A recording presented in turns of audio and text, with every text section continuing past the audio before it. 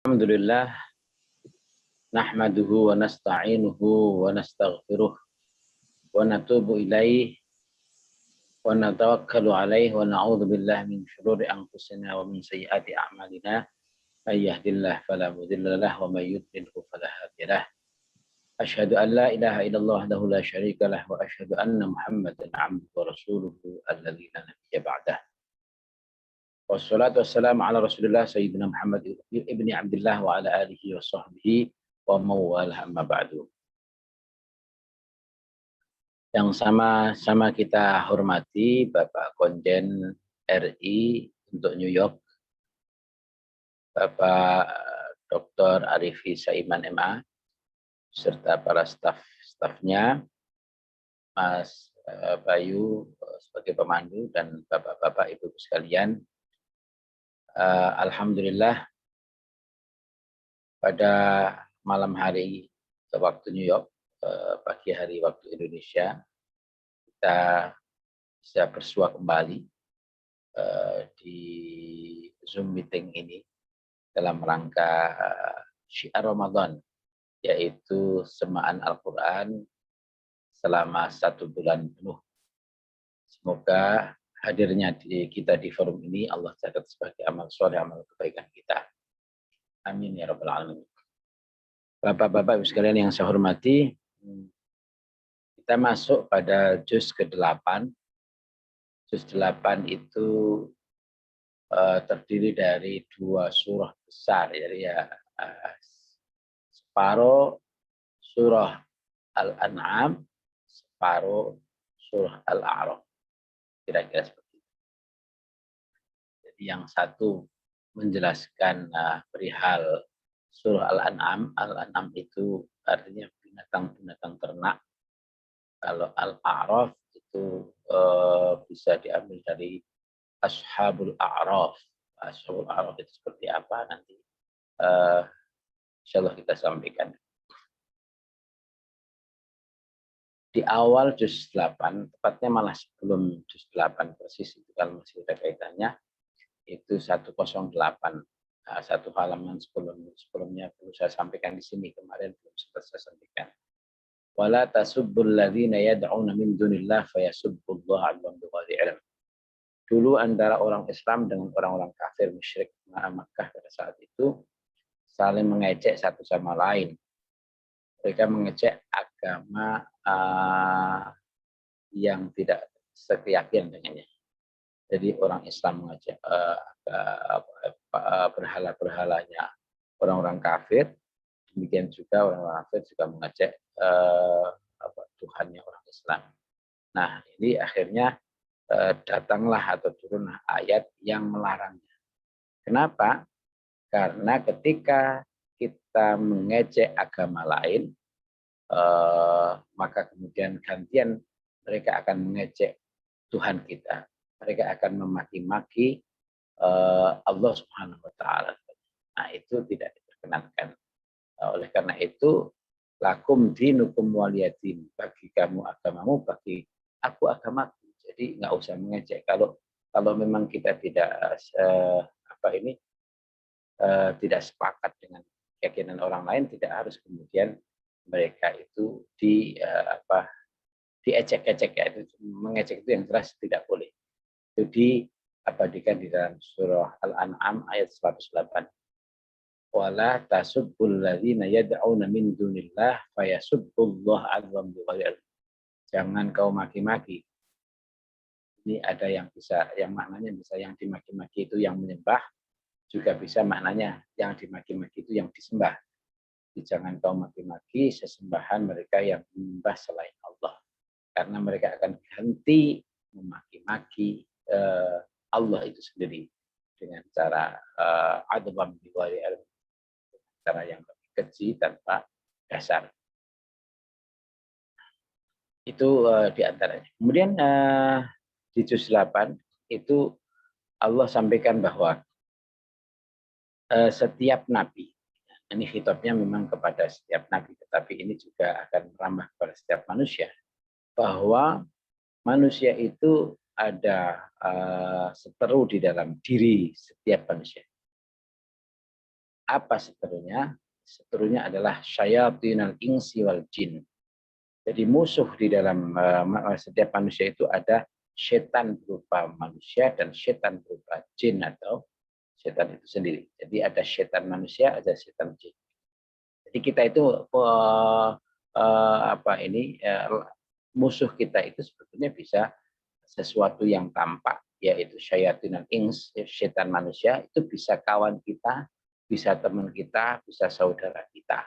Ya, itu namanya kalau orang Jawa bilang setan dah seireng, itu maksudnya adalah setan manusia. Jadi kita itu kadang-kadang digoda oleh teman kita sendiri, yaitu teman kita saat itu bisa menjadi syayatinal ins. Tetapi juga ada syayatinal jin, yaitu setan berupa jin. Itu diabadikan di Al-An'am ayat 112. Wa kadzalika ja'alna likulli nabiyyin aduwan syayatinal insi wal jin yuhi ba'dhum ila ba'din zukhrufal qawli ghurura. Zukhrufal qawli ghurura. Jadi syayatinal insi wal jinni ini mempunyai peran selalu memberikan menghujamkan perkataan-perkataan yang indah tetapi hakikatnya menipu. Jadi kalau ada orang yang menyampaikan perkataan indah tetapi menipu, itu hakikatnya adalah setan. Ini yang harus hati-hati kita. Jadi kalau ada orang yang kata-katanya indah tapi menipu, itu setan. Sudah disampaikan di ayat 112. Ini sekalian saya akan membahas peran setan. Ya. Setan menggoda manusia itu seperti apa? Itu diungkapkan oleh Al-Quran surah Al-A'raf. Jadi nanti ini saya hubungannya dengan surat Al-A'raf, yaitu ayat berapa ya? Surat Al-A'raf, sekali. Surat Al-A'raf ayat 17. Tsumma la'atiyannahum min baini aydihim wa min khalfihim an aymanihim wa an syama'ilihim wa la tajidu aktsarahum syakirin. Di sekalian ini saya lompat ke sana. Tadi sudah saya sampaikan bahwa setan itu setan berupa manusia ataupun setan berupa jin itu akan membisikkan perkataan yang indah kepada orang yang baik-baik itu sebagai tipuan. Di ayat yang lain disebutkan wa zayyana lahumus syaitanu a'malahum. Bahkan setan itu akan membuat tampak indah perbuatan jahat.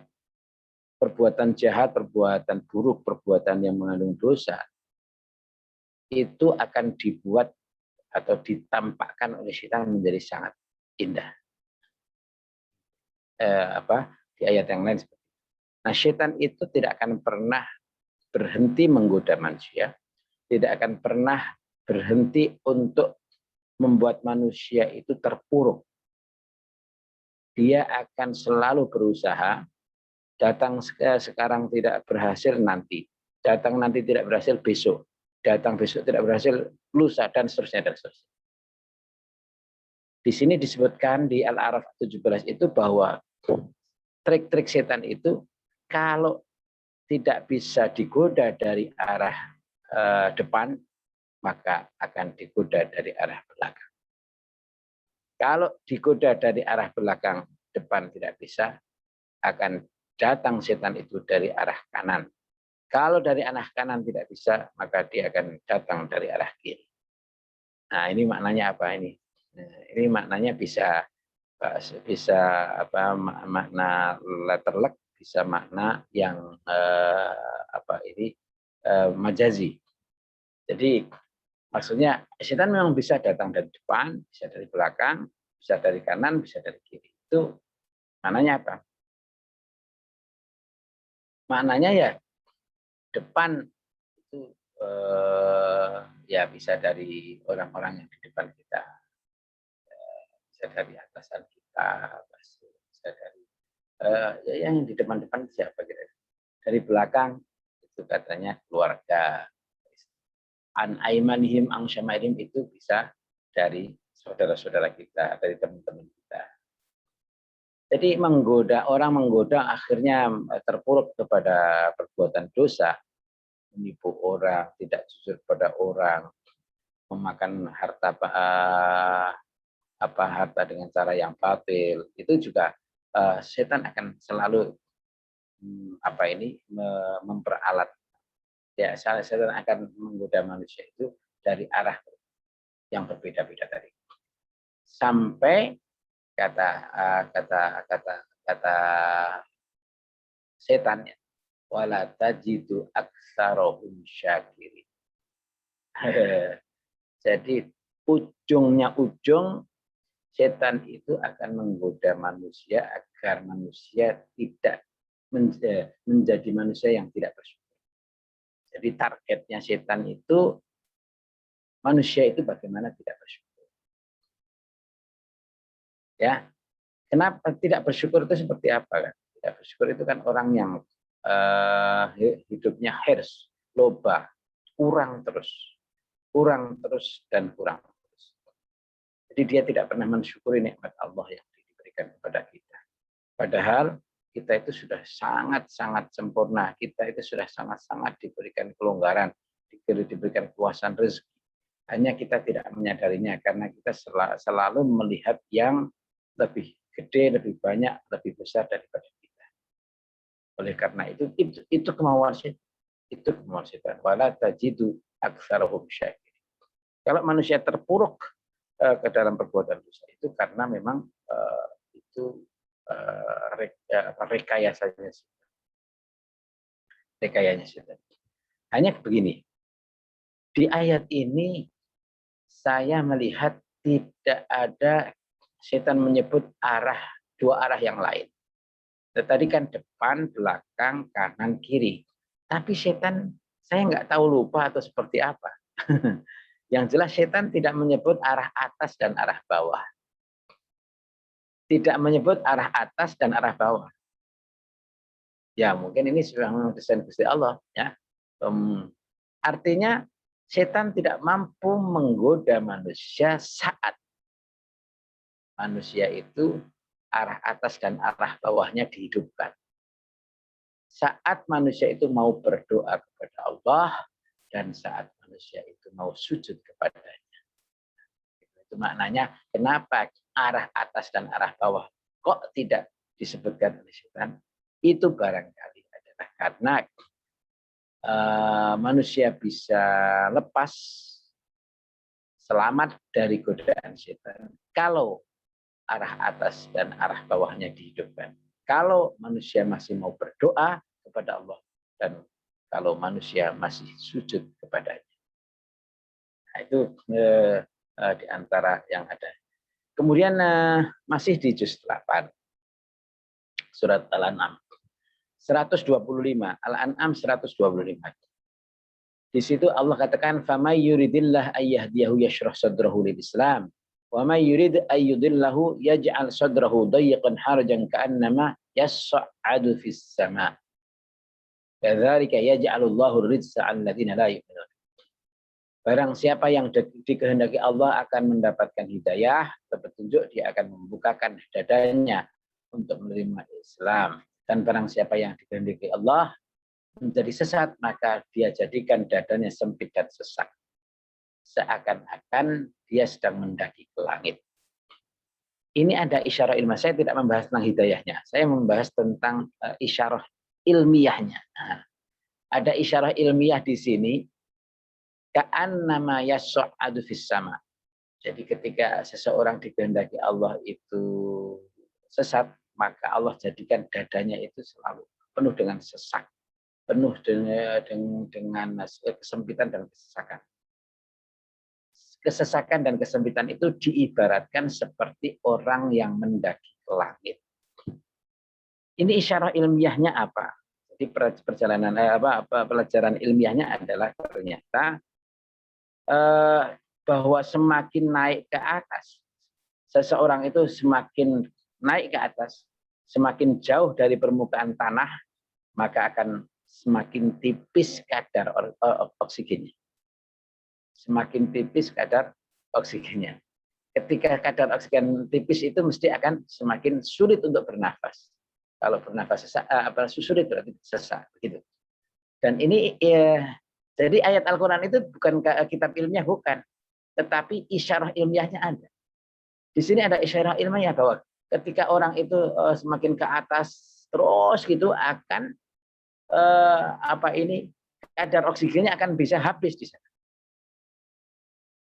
Itu hebatnya Al-Quran, memberikan clue-clue tertentu kepada manusia untuk berpikir agar manusia itu mengeksplorasi, ya, mengeksplorasi, termasuk diantaranya ini, ya, semakin orang itu jauh dari bumi naik ke atas semakin tipis kadar oksigen. Oleh karena itu semakin sesak, sulit untuk bernafas.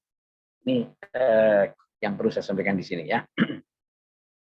Kemudian di Al-An'am 160, ini saya lompat-lompat aja. Man jaa'a bil hasanati falahu asyru amsalihha wa man jaa'a bis sayyi'ati fala yujza illa mithlaha wa hum la yuzlamun.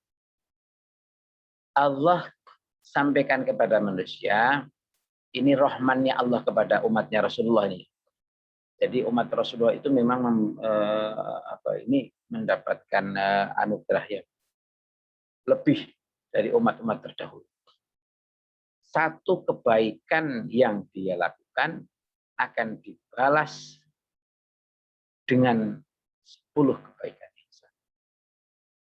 Jadi satu kebaikan yang Allah lakukan, satu kebaikan dari yang manusia lakukan akan dibalas oleh Allah dengan 10 kebaikan yang sama.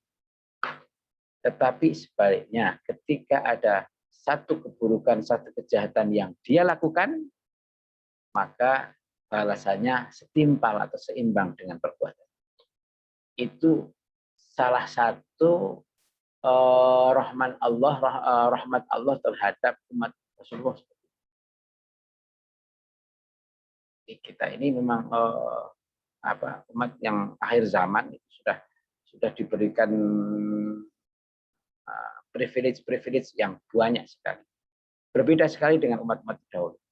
Kalau dulu zamannya Nabi Musa, itu umat Bani Israel itu kalau ada misalnya dia punya baju itu kena najis, maka baju itu harus dipotong. Kalau kita cukup dicuci. Kalau dulu orang tobat itu dengan hara diri, dengan membunuh dirinya sendiri. Kalau sekarang orang itu tobat cukup membaca istighfar, astagfirullah, dengan tobat nasuha. Itu memang kita ini diberikan oleh Allah menjadi umat Rasulullah seperti sekarang ini, ada privilege, termasuk diantaranya tadi, kalau kita melakukan kebaikan, satu kebaikan akan dibalas dengan 10 kebaikan. Tapi kalau kita melakukan kejahatan, satu kejahatan akan dibalas dengan 10 kejahatan. Itulah hebatnya umat Rasulullah SAW. Kemudian kita berpindah ke surah Al-A'raf. Surah Al-A'raf ini separuhnya ada di juz 8 yang kedua. Ya, diawali ini Al-A'raf ini dengan cerita tentang Adam. Jadi Adam, Nabi Adam itu ceritanya seperti apa ketika pertama kali di surga. Jadi Allah Subhanahu wa taala sebelum menciptakan Adam sudah ada, di situ ada malaikat. Di situ sudah ada jin, ya, di dalam surga itu. Nah, kemudian Allah memang create sedemikian rupa, Allah akan ciptakan manusia namanya Adam. Nanti diabadikan dulu di dalam surah Al-Baqarah sebetulnya, yang cerita panjangnya di Al-Baqarah. Allah katakan bahwa inni ja'ilun fil ardi khalifah. Allah akan menjadikan di muka bumi itu khalifah. Dan malaikat protes, kenapa engkau akan jadikan satu umat yang akan membuat kerusakan dan menumpahkan darah? Kenapa tidak aku saja? Kenapa tidak dari kelompok malaikat saja? Kata Allah, inni a'lamu ma la ta'lamun. Sesungguhnya aku lebih tahu, aku tahu apa yang tidak kamu ketahui. Nah, ada desain bahwa nanti di bumi akan ada khalifah. Kemudian di surga itu kemudian Allah ciptakan namanya Adam alaihissalam.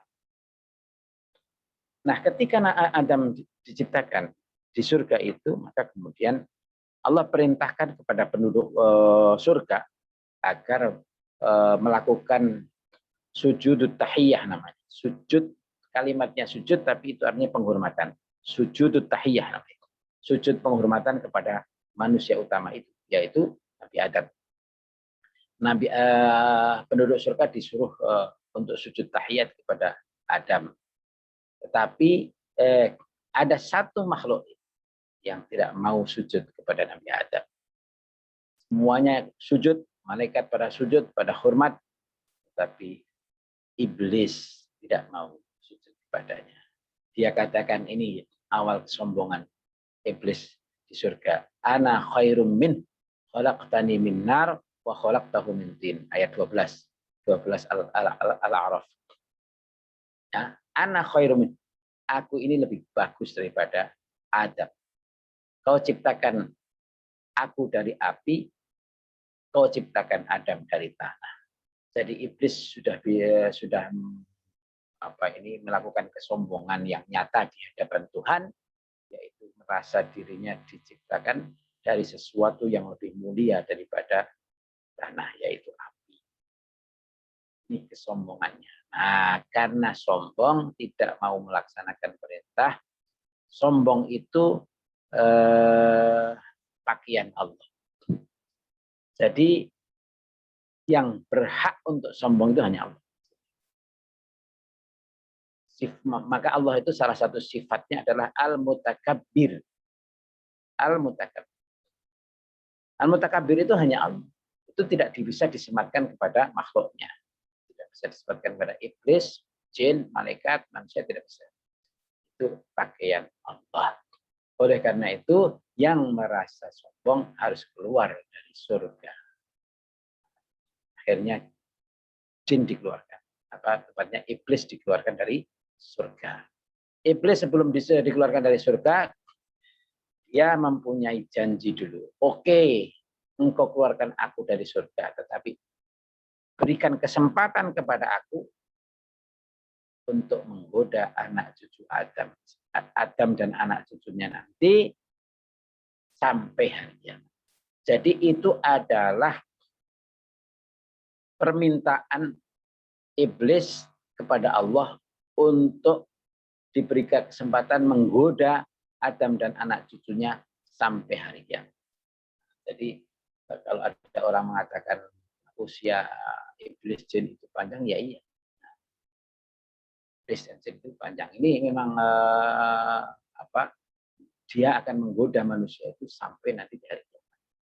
Nah, tadi itu ceritanya yang nyambung dengan dia akan goda manusia, dia akan goda Adam dan anak cucunya itu dari arah depan, belakang, kanan, kiri. Tapi iblis tidak menyebutkan arah atas dan arah bawah. Maka selama manusia itu mau berdoa dan bersujud, berdoa adalah arah atas, bersujud adalah arah bawah, maka manusia itu akan bisa selamat dari tipu daya iblis dan bala tentaranya. Itu kira-kira kayak gitu. Terakhir, barangkali ya, ini supaya tidak terlalu panjang, tadi saya sudah sampaikan ada Ashabul A'raf. Ashabul A'raf di akhirat nanti itu ada dialog antara penduduk surga dan penduduk neraka. Tetapi di antara keduanya itu ada hijab, ada satir, ada penghalang. Penduduk surga bertanya kepada penduduk neraka, Qad wajadna ma wa'adana rabbuka, ma wa'ada rabbuna haqqan. Kami sudah menemukan apa yang yang Tuhan kami janjikan waktu di dunia, yaitu kenikmatan surga. Kemudian penduduk surga itu bertanya kepada penduduk neraka, apakah sudah kamu temukan apa yang Tuhan kamu janjikan? Kata penduduk neraka, qalu na'am, fahal wajadtum ma wa'ada rabbukum haqqan, qalu na'am, fa'adzana mu'adzin bainahum al-la'natullah 'alal zalimin. Demikian juga penduduk neraka bertanya kepada surga. Bukan bertanya, tapi malah menyeru. Ashabun nar, nada ashabun nar ashabal jannah.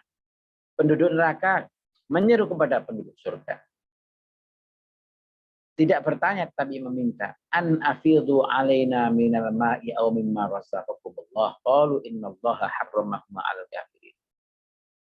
Wahai penduduk surga, berilah kepada kami seteguk air. Atau dari kenikmatan yang Allah rezekikan kepada kalian. Apa kata jawabannya penduduk surga nanti? Innallaha harramahuma 'alal kafirin. Makanan minuman surga itu diharamkan atas orang-orang yang mengingkari Allah, atas orang-orang kafir. Orang-orang kafir di sini adalah seperti apa? Orang-orang yang menjadikan agamanya sebagai candaan. Sebagai candaan dan permainan. Jadi jangan pernah menjadikan agama kita ini sebagai candaan dan permainan. Karena nanti akan kecelik di akhirat. Jadi di akhirat nanti dia akan ditempatkan di neraka. Wa gharrathumul hayatid dunya, tentunya juga orang-orang yang tertipu oleh kehidupan dunia ini saja. Fal yauma nansahum kama nasu liqa yaum hadza wa ma kanu bi ayatina yajhadun. Maka Allah akan melupakan mereka sebagaimana mereka melupakan Allah ketika ada di surga, ada di dunia. Nah, ada penduduk surga, ada penduduk neraka.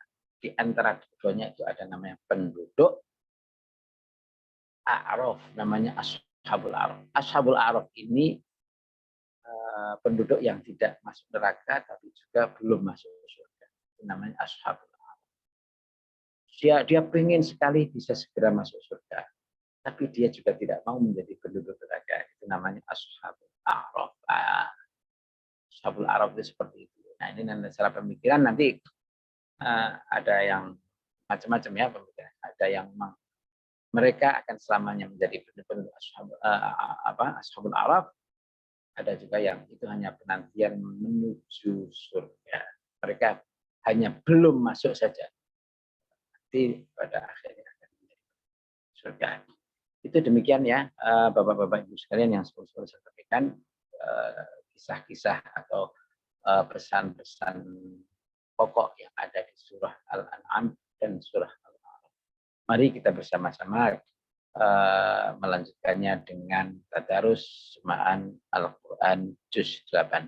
Silakan yang sudah punya mushaf untuk dibuka surah Al-A'raf dan surat Al-An'am dan surat Al-A'raf juz 8. Juz 8 mulai ayat 111.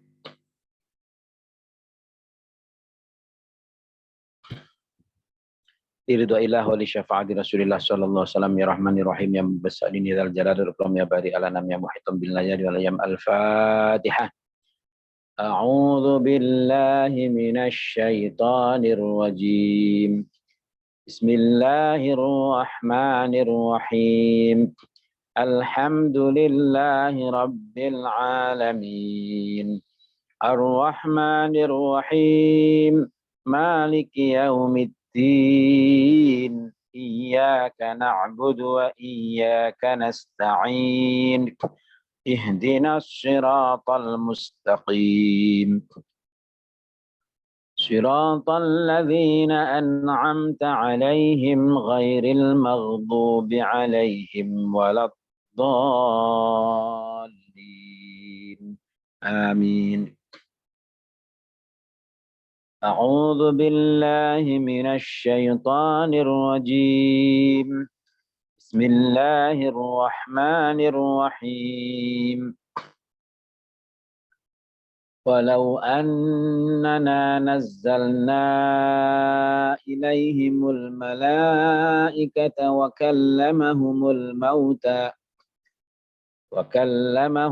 mauta wa hasyarna alaihim kulla syai'in qubulan ma kanu liyu'minu illa an yasha Allah.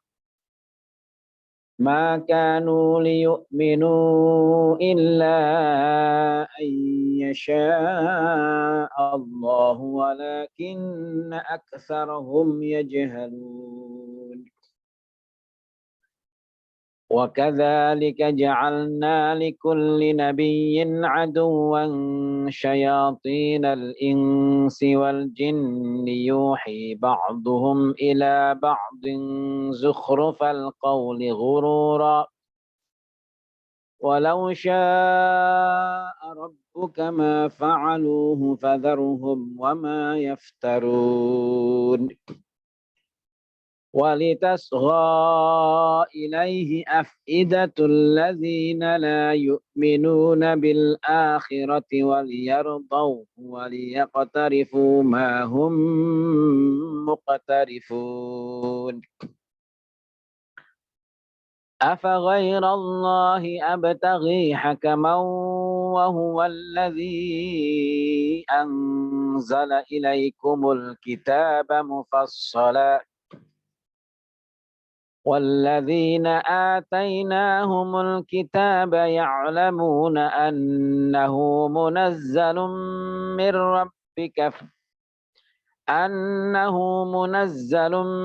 ربك بالحق فلا تكونن من الممترين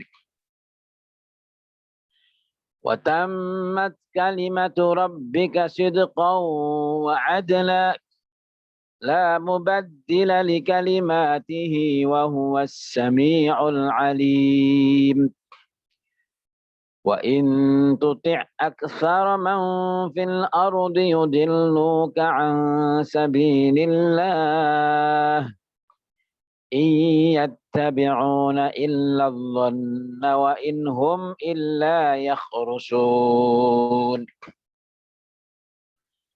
إن ربك هو أعلم من يضل عن سبيله وهو أعلم بالمهتدين فكلوا مما ذكر اسم الله عليه إن كنتم بآياته مؤمنين وما لكم ألا تأكلوا مما ذكر اسم الله عليه وقد فصل لكم ما حرم عليكم إلا ما اضطررتم إليه وإن كثيرا ليضلون بأهوائهم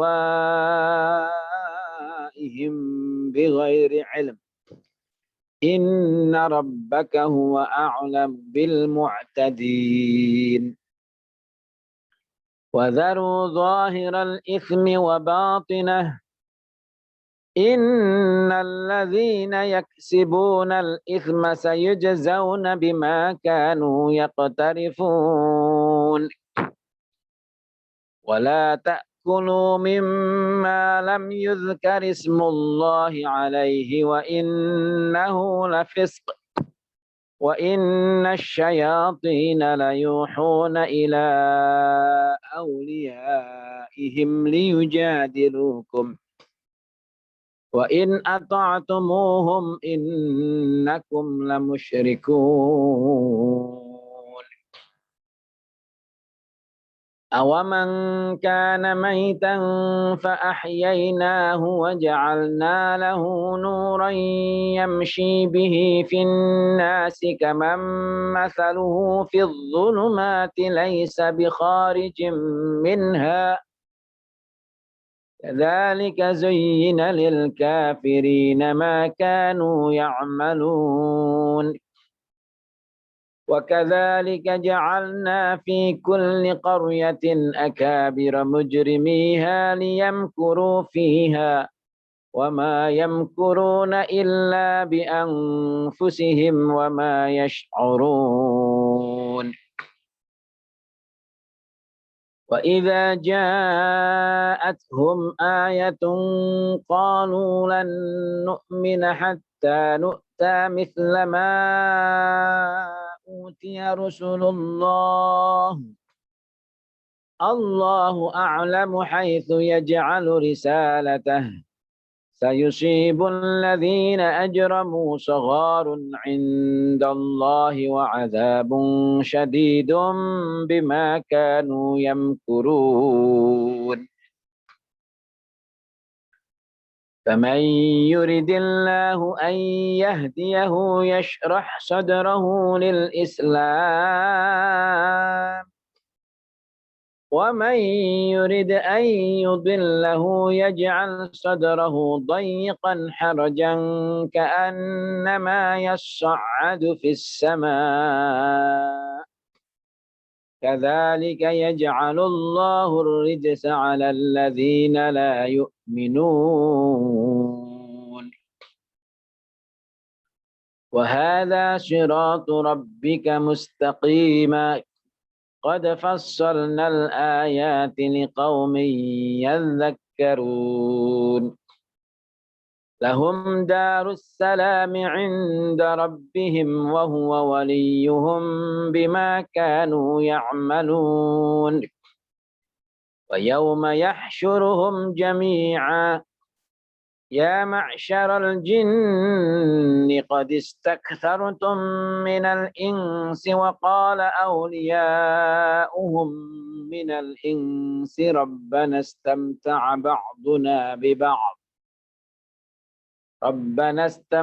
بعضنا ببعض وبلغنا أجلنا الذي أجلت لنا قال النار مثواكم خالدين فيها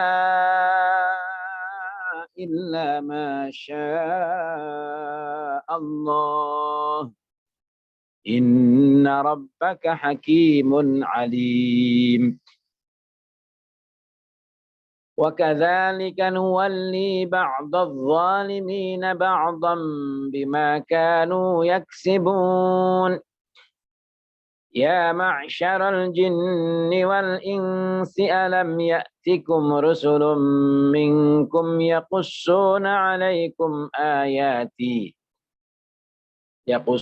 عليكم آياتي وينذرونكم لقاء يومكم هذا قالوا شهدنا على أنفسنا وغرتهم الحياة الدنيا وشهدوا على أنفسهم أنهم كانوا كافرين ولكل درجات مما عملوا وما ربك بغافل عما يعملون وربك الغني ذو الرحمة إن يشأ يذهبكم ويستخلف من بعدكم ما يشاء كما أنشأكم من ذرية قوم آخرين إنما توعدون لآت وما أنتم بمعجزين قل يا قوم اعملوا على مكانتكم إني عامل فسوف تعلمون من تكون له عاقبة الدار إنه لا يفلح الظالمون وجعلوا لله مما ذرأ من الحرث والأنعام نصيبا فقالوا هذا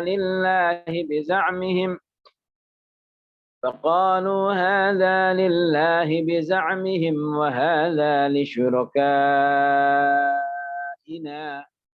فما كان لشركائهم فلا يصل إلى الله وما كان لله فهو يصل إلى شركائهم ساء ما يحكمون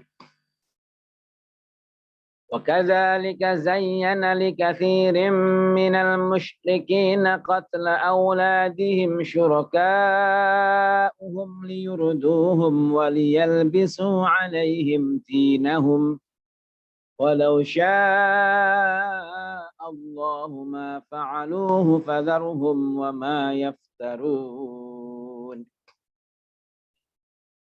وقالوا هذه أنعام وحرث حجر لا يطعمها إلا من نشاء بزعمهم وأنعام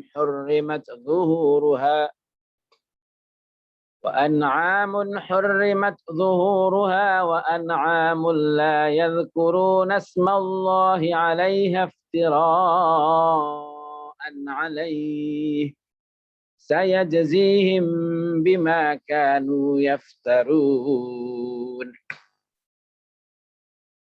وقالوا ما في بطون هذه الأنعام خالصة لذكورنا ومحرم على أزواجنا وإن يكن ميتة فهم فيه شركاء سيجزيهم وصفهم إنه حكيم عليم قد خسر الذين قتلوا أولادهم سفها بغير علم وحرموا ما رزقهم الله افتراء على الله قد ضلوا وما كانوا مهتدين وهو الذي أنشأ جنات معروشات وغير معروشات والنخل والزرع مختلفا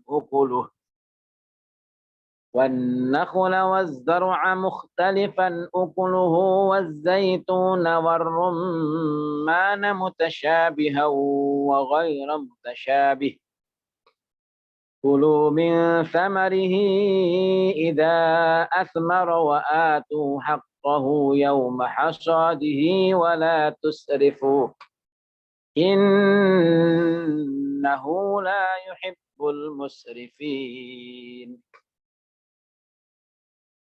ومن الأنعام حمولة وفرشا كلوا مما رزقكم الله ولا تتبعوا خطوات الشيطان إنه لكم عدو مبين 8 أزواج من الضأن 2 ومن المعز 2 قل الذكرين حرم أم الأنثيين أما اشتملت عليه أرحام الأنثيين نبئوني بعلم إن كنتم صادقين ومن الإبل 2 ومن البقر 2 قل الذكرين حرم أم الأنثيين أما اشتملت عليه أرحام الأنثيين أم كنتم شهداء إذ وصاكم الله بهذا فمن أظلم ممن افترى على الله كذبا ليضل الناس بغير علم إن الله لا يهدي القوم الظالمين قل لا أجد فيما أوحي إلي محرما على طاعم يطعمه إلا أن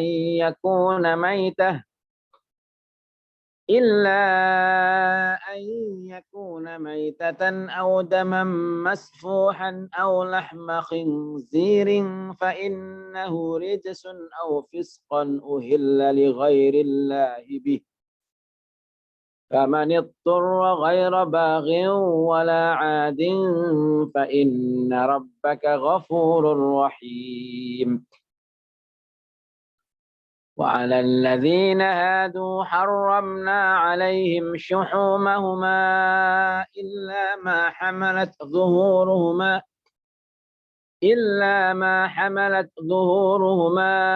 أو الحوايا أو ما اختلط بعظم ذلك جزيناهم ببغيهم وإنا لصادقون فإن كذبوك فقل ربكم ذو رحمة واسعة ولا يرد بأسه عن القوم المجرمين سيقول الذين أشركوا لو شاء الله ما أشركنا ولا آباؤنا ولا حرمنا من شيء كذلك كذب الذين من قبلهم حتى ذاقوا بأسنا قل هل عندكم من علم فتخرجوه لنا إن تتبعون إلا الظن وإن أنتم إلا تخرصون قل فلله الحجة البالغة فلو شاء لهداكم أجمعين قل هلم شهداءكم الذين يشهدون أن الله حرم هذا فإن شهدوا فلا تشهد معهم ولا تتبع أهواء الذين كذبوا بآياتنا والذين لا يؤمنون بالآخرة وهم بربهم يعدلون قل تعالوا أتل ما حرم ربكم عليكم ألا تشركوا به شيئا وبالوالدين إحسانا ولا تقتلوا أولادكم من إملاق نحن نرزقكم وإياهم ولا تقربوا الفواحش ما ظهر منها وما بطن ولا تقتلوا النفس التي حرم الله إلا بالحق ذلكم وصاكم به لعلكم تعقلون ولا تقربوا مال اليتيم إلا بالتي هي أحسن حتى يبلغ أشده وأوفوا الكيل والميزان بالقسط لا نكلف نفسا إلا وسعها وإذا قلتم فاعدلوا ولو كان ذا قربى وبعهد الله أوفوا ذلكم وصاكم به لعلكم تذكرون وأن هذا صراطي مستقيما فاتبعوه ولا تتبعوا السبل فتفرق بكم عن سبيله ذلكم وصاكم به لعلكم تتقون ثم آتينا موسى الكتاب تماما على الذي أحسن وتفصيلا لكل شيء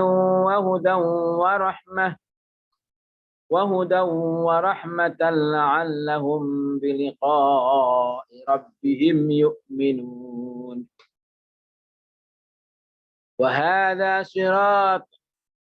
وهذا كتاب أنزلناه مبارك فاتبعوه واتقوا لعلكم ترحمون أن تقولوا إنما أنزل الكتاب على طائفتين من قبلنا وإن كنا عن دراستهم لغافلين أو تقولوا لو أنا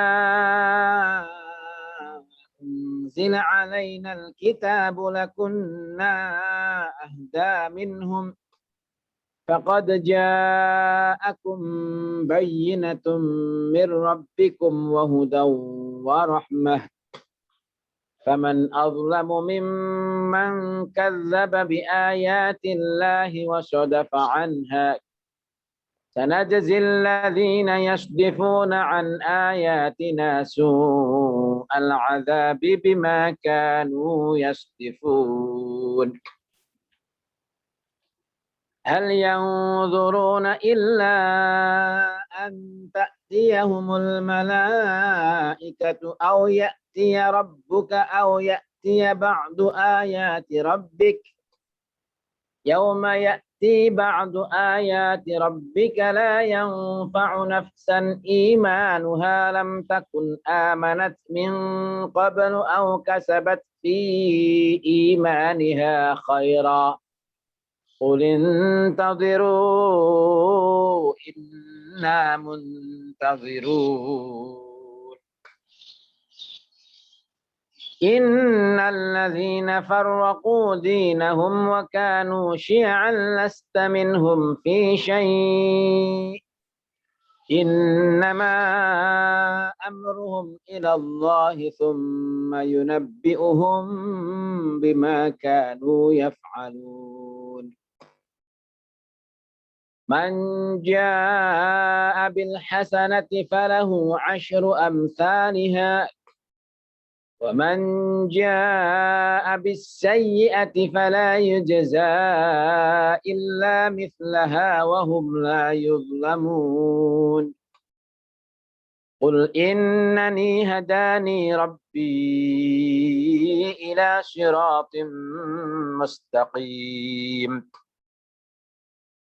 دينا قيما ملة إبراهيم حنيفا وما كان من المشركين قل إن صلاتي ونسكي ومحياي ومماتي لله رب العالمين لا شريك له وبذلك أمرت وأنا أول المسلمين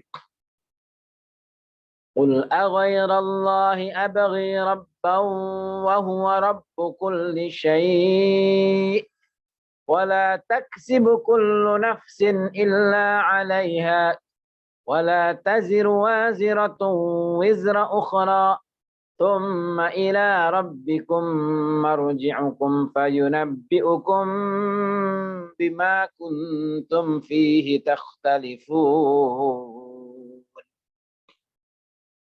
وهو الذي جعلكم خلائف الأرض ورفع بعضكم فوق بعض درجات ليبلوكم فيما آتاكم إن ربك سريع العقاب وإنه لغفور رحيم بسم الله الرحمن الرحيم ألف لام ميم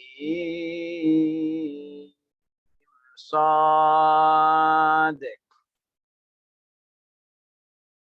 كتاب أنزل إليك فلا يكن في صدرك حرج منه لتنذر به وذكرى للمؤمنين اتبعوا ما أنزل إليكم من ربكم ولا تتبعوا من دونه أولياء قليلا ما تذكرون وكم من قرية أهلكناها فجاءها بأسنا بياتا أو هم قائلون فما كان دعواهم إذ جاءهم بأسنا إلا أن قالوا إنا كنا ظالمين فلنسألن الذين أرسل إليهم ولنسألن المرسلين فلنقصن عليهم بعلم وما كنا غائبين والوزن يومئذ الحق فمن ثقلت موازينه فأولئك هم المفلحون ومن خفت موازينه فأولئك الذين خسروا أنفسهم بما كانوا بآياتنا يظلمون ولقد مكناكم في الأرض وجعلنا لكم فيها معايش قليلا ما تشكرون ولقد خلقناكم ثم صورناكم ثم قلنا للملائكة اسجدوا لآدم فسجدوا إلا إبليس لم يكن من الساجدين قال ما منعك ألا تسجد إذ أمرتك قال أنا خير منه خلقتني من نار وخلقته من طين قال فاهبط منها فما يكون لك أن تتكبر فيها فاخرج إنك من الصاغرين قال أنظرني إلى يوم يبعثون قال إنك من المنظرين قال فبما أغويتني لأقعدن لهم صراطك المستقيم ثم لآتينهم من بين أيديهم ومن خلفهم وعن أيمانهم وعن شمائلهم ولا تجد أكثرهم شاكرين قال اخرج منها مذءوما مدحورا لمن تبعك منهم لأملأن جهنم منكم أجمعين ويا آدم اسكن أنت وزوجك الجنة فكلا من حيث شئتما ولا تقربا هذه الشجرة فتكونا من الظالمين فوسوس لهما الشيطان ليبدي لهما ما وري عنهما من سوآتهما وقال ما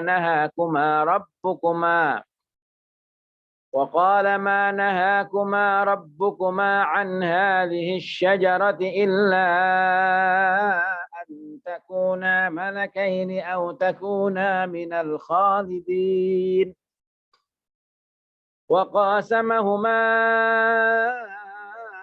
إني لكما لمن الناصحين فدلاهما بغرور فلما ذاقا الشجرة بدت لهما سوآتهما وطفقا يخصفان عليهما من ورق الجنة وناداهما ربهما ألم أنهكما عن تلكما الشجرة وأقل لكما إن الشيطان لكما عدو مبين قالا ربنا ظلمنا أنفسنا وإن لم تغفر لنا وترحمنا لنكونن من الخاسرين قال اهبطوا بعضكم لبعض عدو ولكم في الأرض مستقر ومتاع إلى حين قال فيها تحيون وفيها تموتون ومنها تخرجون يا بني آدم قد أنزلنا عليكم لباسا يواري سوآتكم وريشا ولباس التقوى ذلك خير ذلك من آيات الله لعلهم يذكرون يا بني آدم لا يفتننكم الشيطان كما أخرج أبويكم من الجنة ينزع عنهما لباسهما ليريهما سوآتهما إنه يراكم هو وقبيله من حيث لا ترونهم إنا جعلنا الشياطين أولياء للذين لا يؤمنون وإذا فعلوا فاحشة قالوا وجدنا عليها آباءنا والله أمرنا بها قل إن الله لا يأمر بالفحشاء أتقولون على الله ما لا تعلمون قل أمر ربي بالقسط وأقيموا وجوهكم عند كل مسجد وادعوه مخلصين له الدين كما بدأكم تعودون فريقا هدى وفريقا حق عليهم الضلالة إنهم اتخذوا الشياطين أولياء من دون الله ويحسبون أنهم مهتدون يا بني آدم خذوا زينتكم عند كل مسجد وكلوا واشربوا ولا تسرفوا إنه لا يحب المسرفين قل من حرم زينة الله التي أخرج لعباده والطيبات من الرزق قل هي للذين آمنوا في الحياة الدنيا خالصة يوم القيامة كذلك نفصل الآيات لقوم يعلمون قل إنما حرم ربي الفواحش ما ظهر منها وما بطن والإثم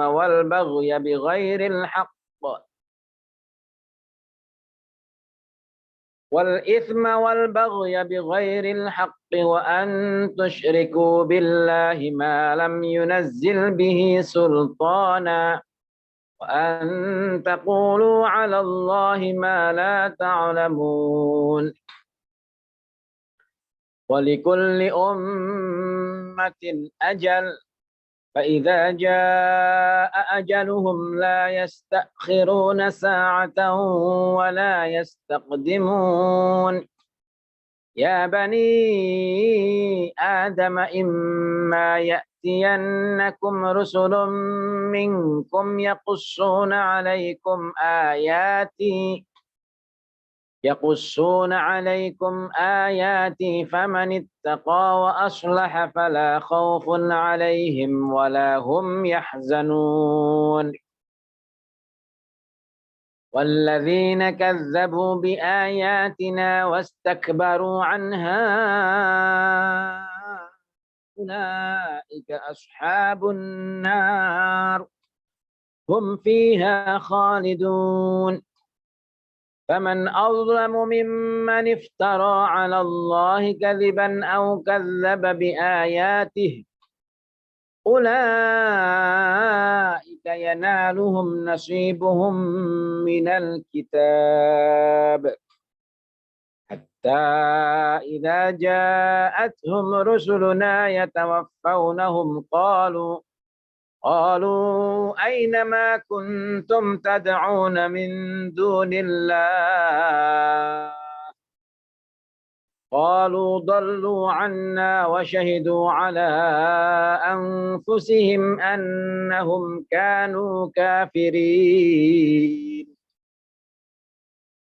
قال ادخلوا في أمم قد خلت من قبلكم من الجن والإنس في النار كلما دخلت أمة لعنت أختها حتى إذا اداركوا فيها جميعا قالت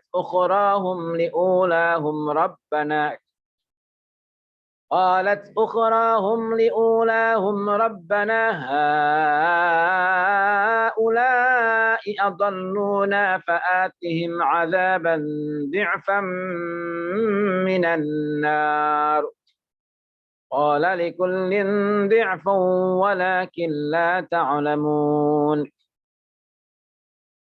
وقالت أولاهم لأخراهم فما كان لكم علينا من فضل فذوقوا العذاب بما كنتم تكسبون إن الذين كذبوا بآياتنا واستكبروا عنها لا تفتح لهم أبواب إن الذين كذبوا بآياتنا واستكبروا عنها لا تفتح لهم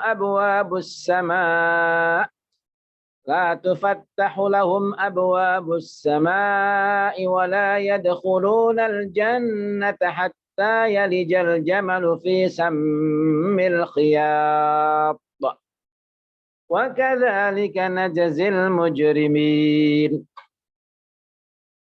لهم من جهنم مهاد ومن فوقهم غواش وكذلك نجزي الظالمين والذين آمنوا وعملوا الصالحات لا نكلف نفسا إلا وسعها أولئك أصحاب الجنة هم فيها خالدون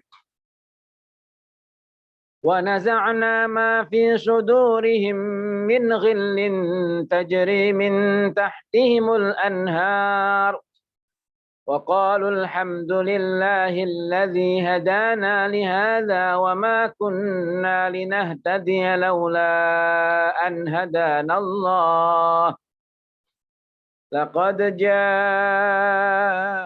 رسل ربنا بالحق ونودوا أن تلكم الجنة أورثتموها بما كنتم تعملون ونادى أصحاب الجنة أصحاب النار أن قد وجدنا ما وعدنا ربنا حقا فهل وجدتم ما وعد ربكم حقا قالوا نعم فأذن مؤذن بينهم اللعنة الله على الظالمين الذين يصدون عن سبيل الله ويبغونها عوجا وهم بالآخرة كافرون وبينهما حجاب وعلى الأعراف رجال يعرفون كلا بسيماهم ونادوا أصحاب الجنة أن سلام عليكم لم يدخلوها وهم يطمعون وإذا صرفت أبصارهم تلقاء أصحاب النار قالوا ربنا لا تجعلنا مع القوم الظالمين ونادى أصحاب الأعراف رجالا يعرفونهم بسيماهم قالوا ما أغنى عنكم جمعكم وما كنتم تستكبرون أهؤلاء الذين أقسمتم لا ينالهم الله برحمة ادخلوا الجنة لا خوف عليكم ولا أنتم تحزنون ونادى أصحاب النار أصحاب الجنة أن أفيضوا علينا من الماء أو مما رزقكم الله قالوا إن الله حرمهما على الكافرين الذين اتخذوا دينهم لهوا ولعبا وغرتهم الحياة الدنيا فاليوم ننساهم كما نسوا لقاء يومهم هذا وما كانوا بآياتنا يجحدون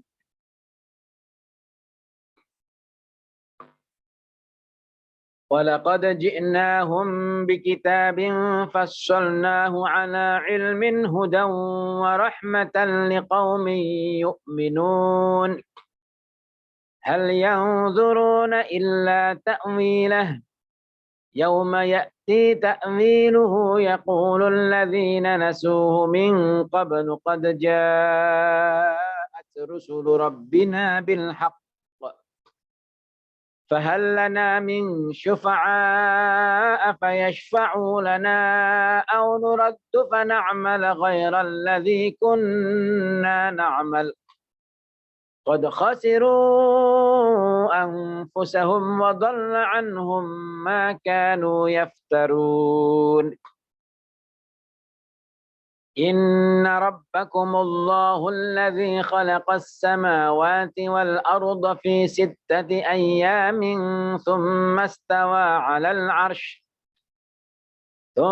استوى على العرش يغشي الليل النهار يطلبه حثيثا والشمس والقمر والنجوم مسخرات بأمره ألا له الخلق والأمر تبارك الله رب العالمين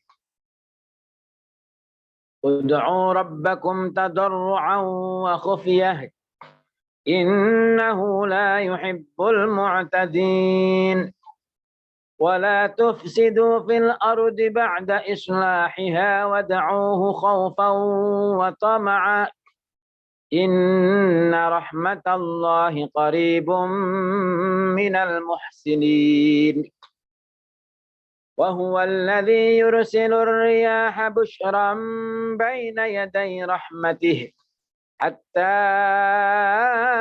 إذا أقلت سحابا ثقالا سقناه لبلد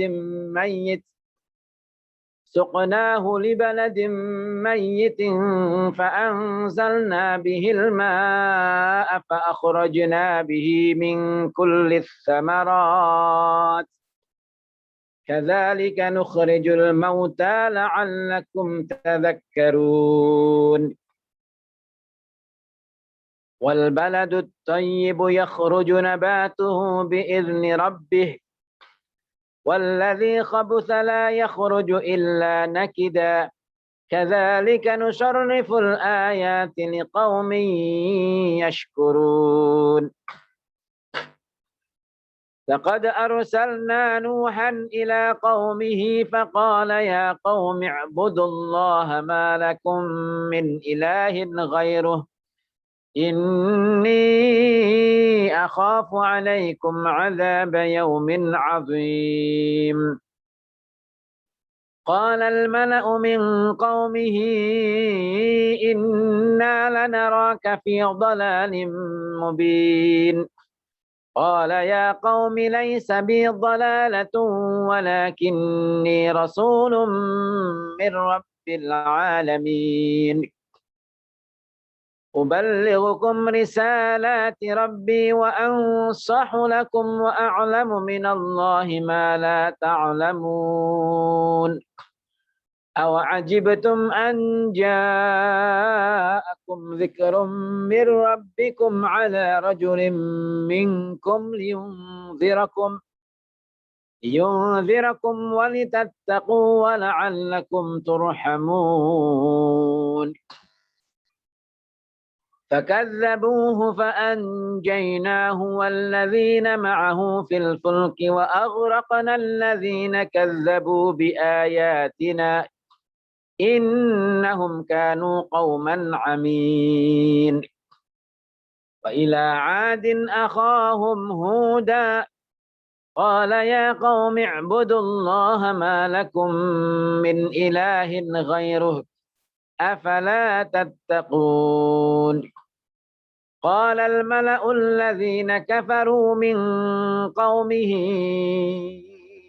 إنا لنراك في سفاهة وإنا لنظنك من الكاذبين قال يا قوم ليس بي سفاهة ولكني رسول من رب العالمين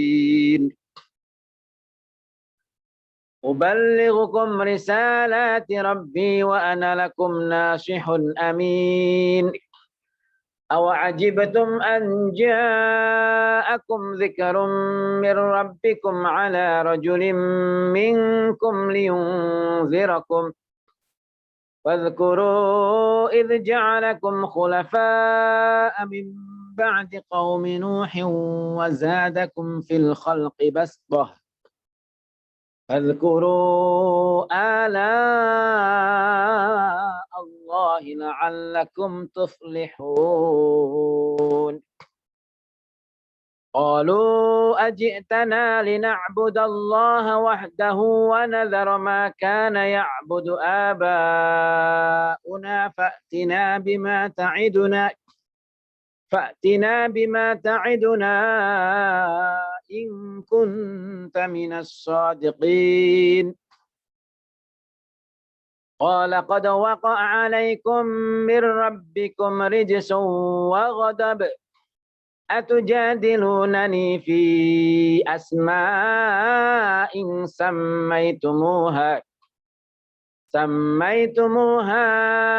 أنتم وآباؤكم ما نزل الله بها من سلطان فانتظروا إني معكم من المنتظرين فأنجيناه والذين معه برحمة منا وقطعنا دابر الذين كذبوا بآياتنا وما كانوا مؤمنين وإلى ثمود أخاهم صالحا قال يا قوم اعبدوا الله ما لكم من إله غيره قد جاءتكم بينة من ربكم هذه ناقة الله لكم آية فذروها تأكل في أرض الله ولا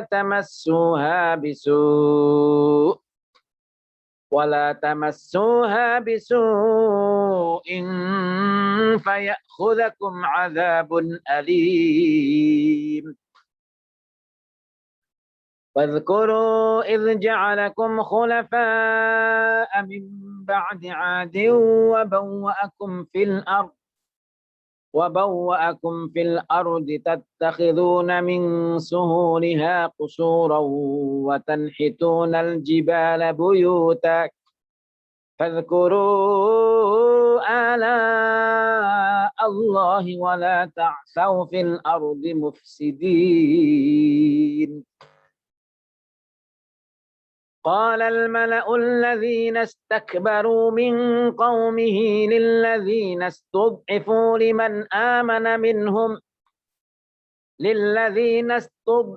لمن آمن منهم أتعلمون أن صالحا مرسل من ربه قالوا إنا بما أرسل به مؤمنون قال الذين استكبروا إنا بالذي آمنتم به كافرون فعقروا الناقة وعتوا عن أمر ربهم وقالوا يا صالح ائتنا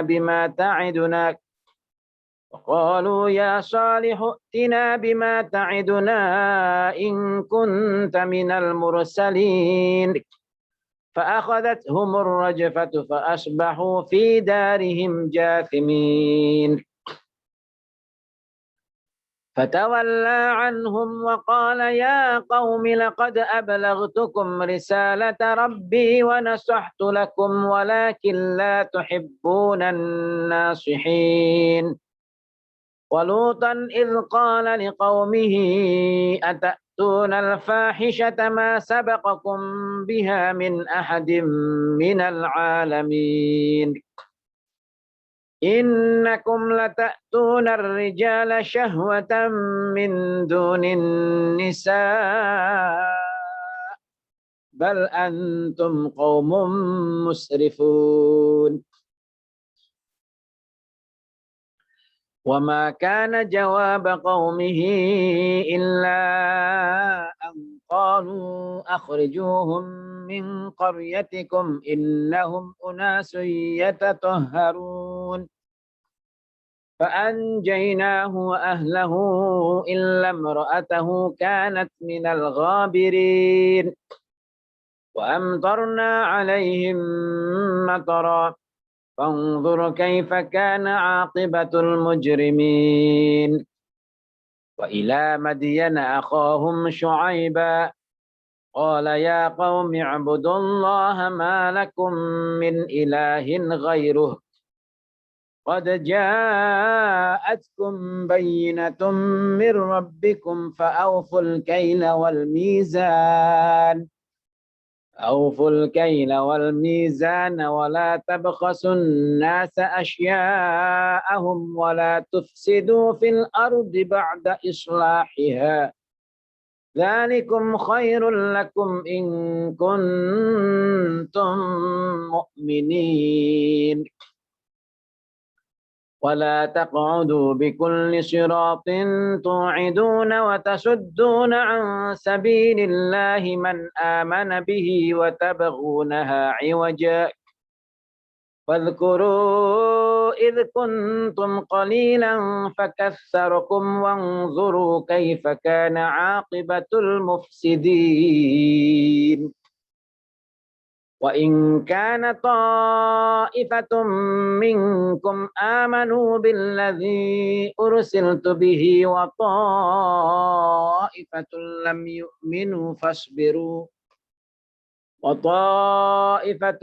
يؤمنوا فاصبروا حتى يحكم الله بيننا وهو خير الحاكمين صدق الله العلي العظيم الفاتحة. أعوذ بالله من الشيطان الرجيم بسم الله الرحمن الرحيم الحمد لله رب العالمين الرحمن الرحيم مالك يوم الدين إياك نعبد وإياك نستعين اهدنا الصراط المستقيم صراط الذين أنعمت عليهم غير المغضوب عليهم ولا الضالين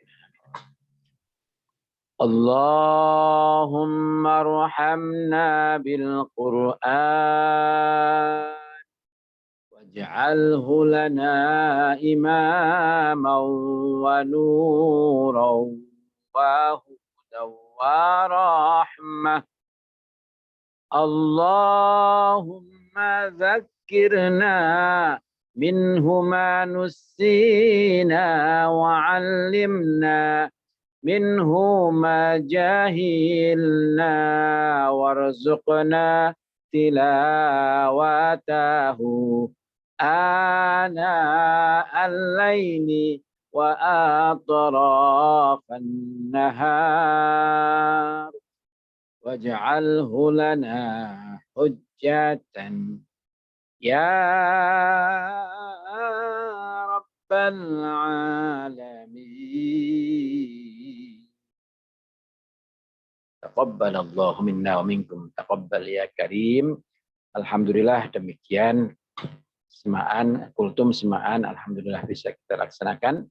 Semoga amal ibadah kita, puasa kita, sholat kita, tarawih kita, sedekah kita, baca Al-Quran kita diterima oleh Allah Subhanahu wa Ta'ala. Semoga kita senantiasa diberikan kekuatan lahir batin untuk menjalankan ibadah puasa di bulan ini dengan sebaik-baiknya.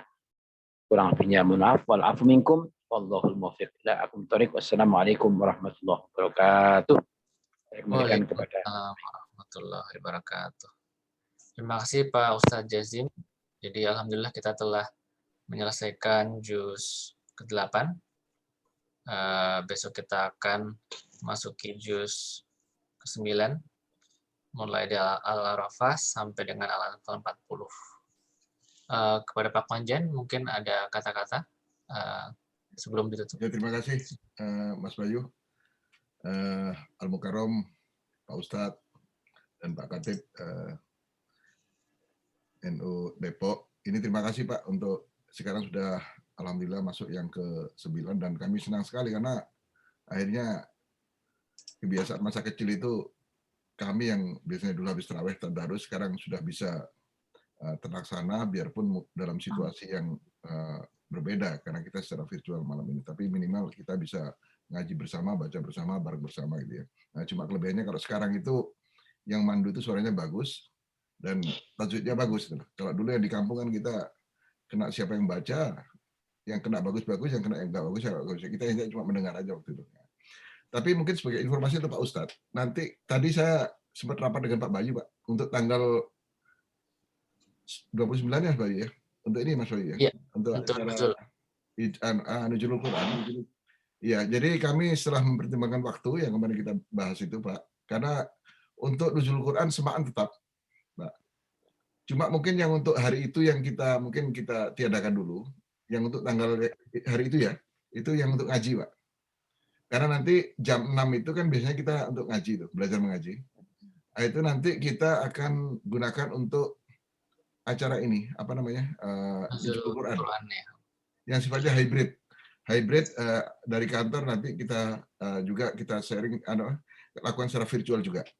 Karena nanti habis itu nanti kami akan tutup acara ini Nuzulul Quran itu dengan buka bersama. Buka bersama keluarga besar KJRI dan Dharma Wanita itu. Jadi mungkin ya itu untuk informasi nanti Pak Bayu untuk detailnya nanti akan berkomunikasi dengan Pak Ustadz ya untuk tanggal itu nanti 29 pastinya kalau itu mungkin tanggal 29 ya. 29 Pak Bayu ya. Iya 29 itu ya, 17 Ramadan ya. Iya. Ya ini akan menjadi nuzul kita pertama Pak karena biasanya kita kalau nuzul Quran itu cuma masang di flyer tuh. Masang flyer di medsos kami selamat kayak gini-gini. Nah, kalau hari ini kita melaksanakan Pak. Jadi perlahan namun pasti kita coba untuk kita jadikan lembaga perwakilan kita itu yang benar-benar agamis dan sebagaimana yang Gus Yakut sampaikan juga ini kayak Kementerian Agama juga ini perwakilan untuk semua agama. Nah untuk yang kali ini adalah yang untuk agama kita. Terasa itu Pak dari kami, Mas Bayu silakan. Nah. Ya, terima kasih Pak Konjen.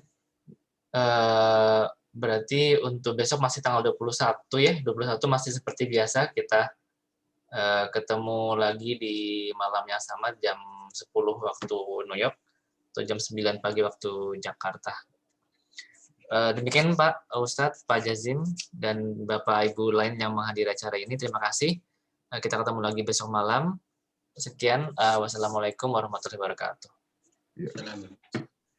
Kita live ya Pak. Terima kasih Yun. Terima kasih. Pak, kami Assalamualaikum Pak. Mangga. Pak izin ya Pak.